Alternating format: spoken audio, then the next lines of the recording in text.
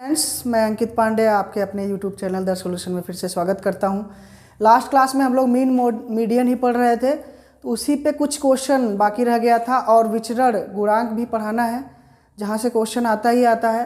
तो चलिए, क्वेश्चन आपके बोर्ड पे लिखा है 14 प्रेक्षणों का माध्य 11 है, इनमें एक प्रेक्षण और जोड़ा गया है, नया माध्य 12 हो जाता है, तो 15वां प्रेक्षण ज्ञात कीजिए। 15वां प्रेक्षण आपसे पूछ रहा है। प्रेक्षण मतलब होता है ऑब्जर्वेशन। तो 14 ऑब्जर्वेशन का जो माध्य दिया है वो 11 दिया है, क्लियर है। मीन आपका दिया है 11, एक और इसमें ऐड किया जाता है तो बढ़ के 12 हो जाता है, जो मीन है वो 12 हो जाता है। तो आपसे 15वां प्रेक्षण पूछ रहा है, 15th ऑब्जर्वेशन आपसे पूछ रहा है, क्या होगा। तो चलिए, आप लोग, मैंने बताया था माध्य क्या होता है, एवरेज होता है हमारा, औसत। आप लोग पढ़े होंगे माध्य क्या होता है, औसत होता है। तो जैसे मान लीजिए 4 संख्याएं दी हुई हैं और इनका कह रहा है कि 4 संख्याओं का औसत जो है अगर 5 है, 4 संख्याओं का औसत 5 है, तो कुल अगर हम निकालें तो कैसे 5 चौक 20, एक संख्या माने 5, दूसरी भी 5। एवरेज मतलब क्या होता है, देखिए, जैसे कोई दिया हुआ है 2, ये दिया है 4, अब इसका एवरेज निकालना है तो दोनों को ऐड करके 2 से डिवाइड कर दीजिए, तो कितना आ जाएगा, 4 2 6 बटे 2 3 आ जाएगा। तो एवरेज हम मान लेते हैं, जितनी भी संख्याएं दी सबको जोड़ के और नंबर ऑफ टर्म से डिवाइड कर देते हैं तो एवरेज आ जाता है। वो कल मैंने बताया था। तो हाँ, यहाँ पे 3 आया था, 2 और 4 बटे 2, इसका एवरेज कितना आया था, 3। तो अगर हम यही सीधा 4 2 6 आ रहा है, अगर यही सीधा इसका गुणा कर दे तो 3 2 6, 3 दूना 6 फिर भी आ जाएगा। तो उसी तरीके से 14 प्रेक्षणों का माध्य कितना है, 11 है, तो कुल संख्या कितनी हो जाएगी, कुल मान आपका हो जाएगा 14 गुणे 11, क्लियर है, 14 गुणे 11। उसके बाद इसमें एक प्रेक्षण और जोड़ा जाता है, तो कुल कितना प्रेक्षण हो जाता है, 15, और माध्य कितना हो जाता है, 12। तो 15वां प्रेक्षण आपसे पूछ रहा है। तो अगर हम 15वां प्रेक्षण जो है पूछ रहा है, तो 15 प्रेक्षण पूरा निकाल लें, 15 गुणे 12 और माइनस कर दे 14 को, तो 15वां आ जाएगा। हम टोटल में से, टोटल 15 है और 15 में से अगर हम 14 माइनस कर दे तो 15वां आ जाएगा। ध्यान दीजिएगा, 15 और 15वां में अंतर है। 15वां मतलब कि केवल 15, और केवल अगर और 15 की बात करेगा तो माने पूरा 1 से लेके 15 तक। जैसे होता है कि 3 संख्याएं हैं, माने 1 2 3, और सिर्फ कहेगा कि तीसरा है, इसका मतलब केवल 3, तीसरा, क्लियर है, ठीक है। तो चलिए, तो ये 15वां प्रेक्षण हमारा आ जाएगा, 15वां प्रेक्षण आ जाएगा। हमने क्या किया, 15 गुणे 12 कर दिया, माने 15 प्रेक्षण को निकाल लिया, उसमें से 14 प्रेक्षणों को माइनस कर दिया और हमारा 15वां आ गया। मल्टीप्लाई कर लीजिए, 15 दहम्मा 150, 15 दूना 30, 150 30 180, माइनस 14 दहम्मा 140 और 14 एकन्नम 14, तो 140 और 14 154, घटा लेंगे तो आएगा 26। यही आपके प्रश्न का आंसर है। और ये NTPC 2015 मेंस का पूछा हुआ क्वेश्चन है। NTPC 2015 मेंस का पूछा हुआ क्वेश्चन है। साधारण सा प्रश्न है, बस समझने वाली बात है, क्लियर है। स्क्रीनशॉट लीजिए इसका। एक और प्रश्न लिखते हैं इसी पे आधारित।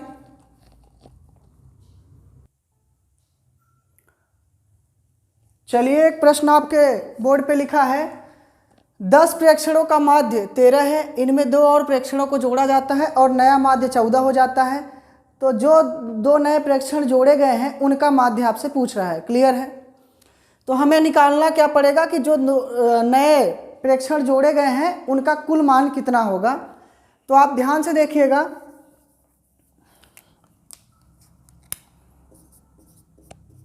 अगर हम दोनों प्रेक्षणों का मान निकालें तो दोनों प्रेक्षण कितना आएंगे, दोनों प्रेक्षण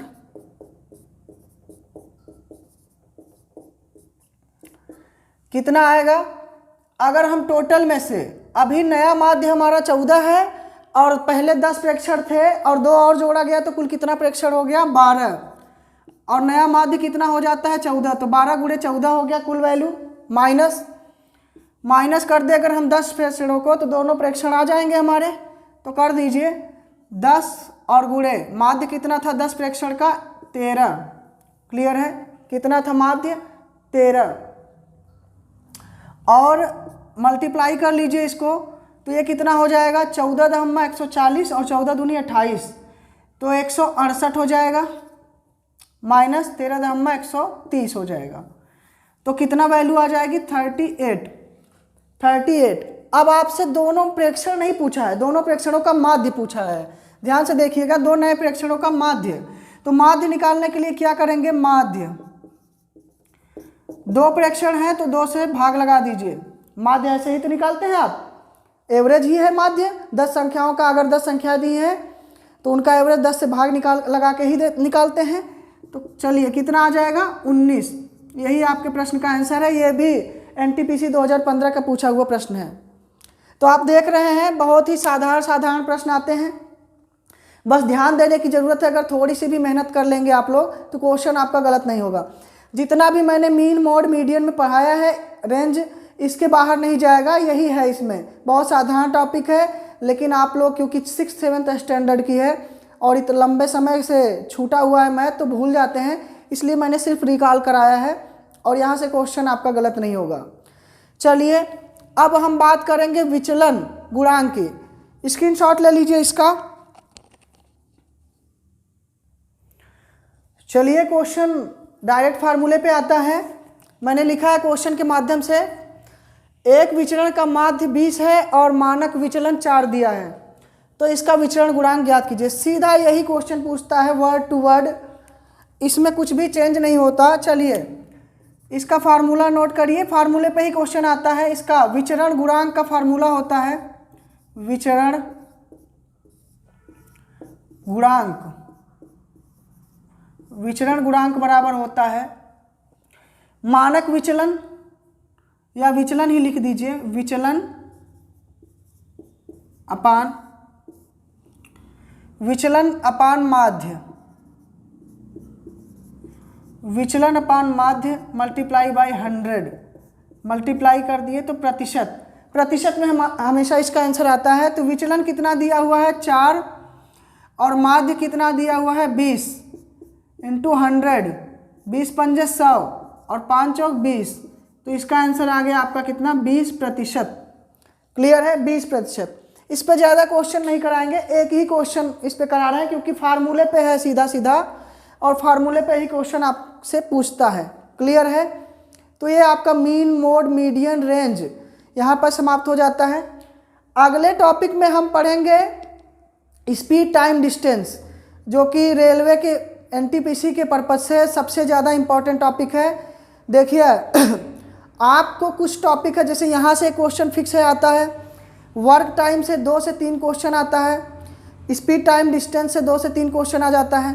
तो ये सब टॉपिक और नंबर सिस्टम, तो इसके बाद हम स्पीड टाइम डिस्टेंस शुरू कर रहे हैं कल से, और फिर वर्क एंड टाइम, ऐसे सीरीज हमारा चलेगा। अगर किसी को कोई टॉपिक में प्रॉब्लम है तो वो कमेंट कर दीजिए, तो वो टॉपिक हम पहले पढ़ा देंगे। और दूसरी चीज़ ये कि हमारा एक इन्फॉर्मेशन ये था कि आप लोग देख ही रहे हैं, साइंस का वीडियो भी अपलोड करा रहा हूँ मैं, अपलोड हो रहा है साइंस का भी वीडियो, तो उसको भी पढ़िए और ज़्यादा से ज़्यादा शेयर कीजिए। सब चीज़ें जो पढ़ाई जा रही हैं, इन्हीं चीज़ों से एग्ज़ाम में आएगा क्वेश्चन, सेलेक्टेड क्वेश्चन आप लोगों को पढ़ाया जा रहा है।